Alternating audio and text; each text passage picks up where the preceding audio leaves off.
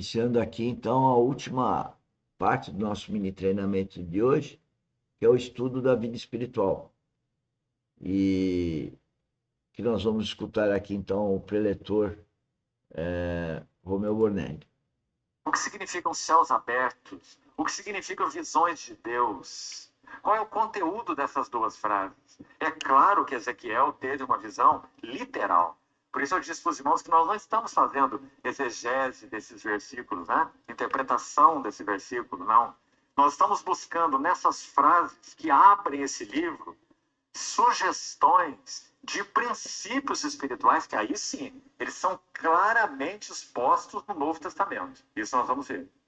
E essas frases sugerem esses princípios espirituais que, por serem princípios espirituais, são permanentes. Permanentes. Operam em todo o tempo. São princípios da obra de Deus. São invioláveis. São irrevogáveis. Então aqui está o segundo. Vamos destacar de novo. Se abriram os céus e eu tive visões de Deus. Segunda frase. Terceira, início do verso 3. Veio expressamente a palavra do Senhor a Ezequiel. Outra frase robusta, cheia de significado e que sugere muita coisa à luz do Novo Testamento. Sem a palavra do Senhor vindo ao vaso de modo urgente, é uma das características dessa palavra expressamente, urgência e também pessoalidade.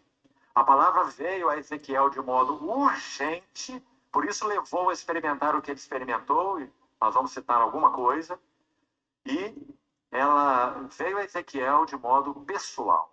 Não era uma palavra de segunda mão. Ezequiel não aprendeu definitivamente em nenhum seminário. Ezequiel recebeu claramente a palavra do Senhor que trouxe o fardo do Senhor para o seu coração. É isso que significa veio expressamente a palavra do Senhor. Aliás, é uma expressão, quando falarmos sobre a vida de João Batista, muito interessante, Lucas 3, vai citar como a palavra do Senhor veio a João. A mesma expressão. No tempo de Tibério César, era o governador fulano de tal, era o superintendente o outro, e mais esse, e mais aquele, era o sumo sacerdote Anás, Caifás, cita as autoridades políticas, cita as autoridades religiosas, então diz assim, e veio a palavra do Senhor a João no deserto. Nem para os políticos e nem para os eclesiásticos. Senhores, Mas eu vou fazer uma parada aqui para mostrar para vocês o que ele falou. Ele é um preletor, vai ver o currículo dele. Então, eu estou na cola do que ele está falando. Vocês percebem que existe uma fala, houve fala de Deus com Noé, agora ele está falando com João Batista, né? Muitas situações dessas. O que é difícil o ser humano entender é como que Deus fala com a pessoa. Isso chama-se vida espiritual. Isso é uma relação que tem o Filho de Deus com o Pai Celestial. E isso é uma revelação. Ela vem direto na mente. Chama também intuição, que é a voz de Deus. Então isso não é provável. Ninguém prova no plano horizontal Deus. A gente simplesmente acredita. E por isso que é muito difícil a gente passar isso para o outro. Porque o outro precisa acreditar. Não adianta eu querer explicar. Não é uma via lógica, não é uma via dedutível, onde você formula um modelo e explica e comprova. Não. É uma revelação, é uma coisa que surge na mente da pessoa. E eu não, se denomina vida espiritual. Então, o novo nascimento é exatamente para a vida espiritual. E o novo nascimento se dá quando você crê em Cristo, quando você crê naquela cruz, você crê na morte e ressurreição de Cristo, né? Agora, quando você faz isso, que não tem nada a ver com religião, você acaba sendo uma pessoa estranha no mundo, né? E a Bíblia fala disso, que o ímpio vê o cristão verdadeiro como louco, né? E o cristão verdadeiro também vê o ímpio e o religioso como louco. porque eles não estão tendo efetivamente uma vida espiritual. Eles estão tendo uma vida dentro de preceitos lógicos e não um relacionamento espiritual, né? Oração, por exemplo, é um relacionamento espiritual. Bom, é isso que eu queria colocar. Vamos voltar a escutar o Bonelli. Mas para João, no deserto. Porque tanto o governo civil quanto o governo religioso estavam falidos. Então veio a palavra do Senhor a João no deserto. E aqui é a mesma coisa. Veio expressamente a palavra do Senhor a Ezequiel. E essa é a terceira frase. A quarta frase importante.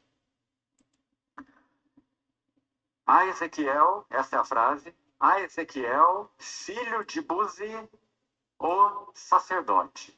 O que será que pode conter nessa frase tão importante? Nós vamos ver. Há muita coisa nessa frase. A palavra veio a Ezequiel, repetindo, filho de Buzi, o sacerdote. Mas o que Deus carecia nesse momento não era de mais um sacerdote. Já havia sacerdotes demais. E, aliás, a esmagadora maioria deles promíscuos. Tanto é que o povo de Deus estava no cativeiro, exilado na Babilônia, na terra dos ídolos, né? Então, o que o Senhor necessitava era de um profeta, e não de mais um sacerdote. Nós vamos ver qual é a implicação dessa quarta frase. E a quinta, por último, também muito significativa. É dita no final do verso 4, falando então sobre Ezequiel, que ali esteve sobre ele a mão do Senhor. E o que isso significa? A luz do Novo Testamento. Então essa é a quinta frase. Os irmãos veem que em 3 versículos nós temos 5 coisas tremendas.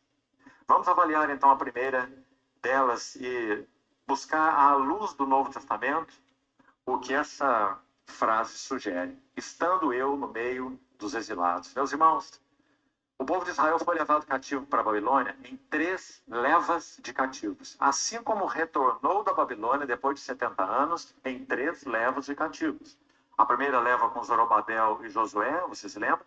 A segunda leva de cativos com Esdras. E a terceira leva de cativos, na verdade aí foram poucos, mas foi um terceiro retorno com Neemias. Então Zorobabel, Esdras e Neemias. Em cada etapa, o Senhor restaurou algo importante, em cada um dos 3 retornos. E quando eles foram cativos, 70 anos atrás, eles também foram em 3 levas.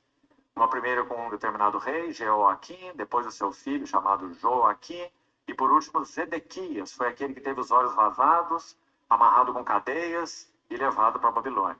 O último deles. 3 reis, 3 levas de cativos. Ezequiel foi na segunda leva de cativos. E ele profetizou durante 20 anos para aqueles que estavam no cativeiro, porque ele também estava lá. Então essa frase, estando eu no meio dos exilados, sugere, à luz do Novo Testamento, pelo menos 2 características importantes, e começamos aí, do vaso que Deus busca. A primeira delas, uma clara percepção das dimensões da ruína, ou das dimensões do exílio. Irmãos, por favor, abram comigo.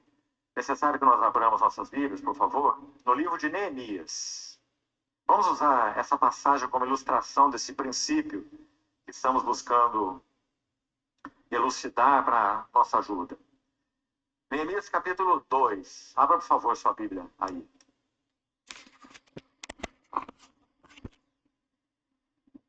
Já falamos que Neemias retorna na terceira leva de cativos e ele larga muita coisa para trás. Ele era copeiro do rei.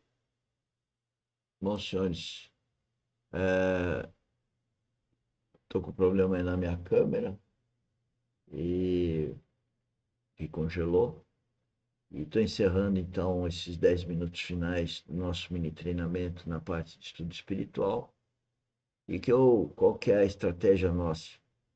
A estratégia é que vocês vão lá no canal YouTube do Engenheiro Mauro Lozano, tudo junto, Engenheiro Mauro Lozano, como está na tela aí do nosso vídeo.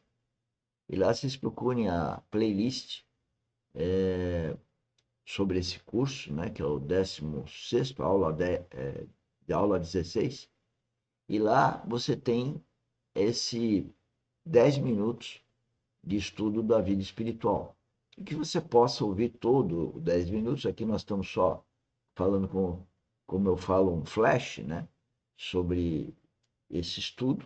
E vocês podem também ir no original, que é o Vasos do Senhor em Tempos de Esterilidade Espiritual, lá no playlist do preletor, que é o Romeu Bornelli, né? Então, é isso que a academia faz todos os dias, às 6 horas da manhã. Isso está sendo gravado e depois a gente passa durante o dia. Nós temos uma publicação às 7 da manhã, outras 11 e outras 20 da noite.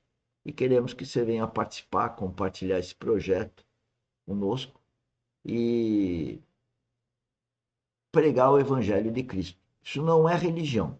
Eu não sou religioso, isso não é religião, mas é vida espiritual. Não comprovo isso para ninguém, mas eu tenho a prova disso diariamente com Deus. Espero que você tenha também. Um beijo no coração.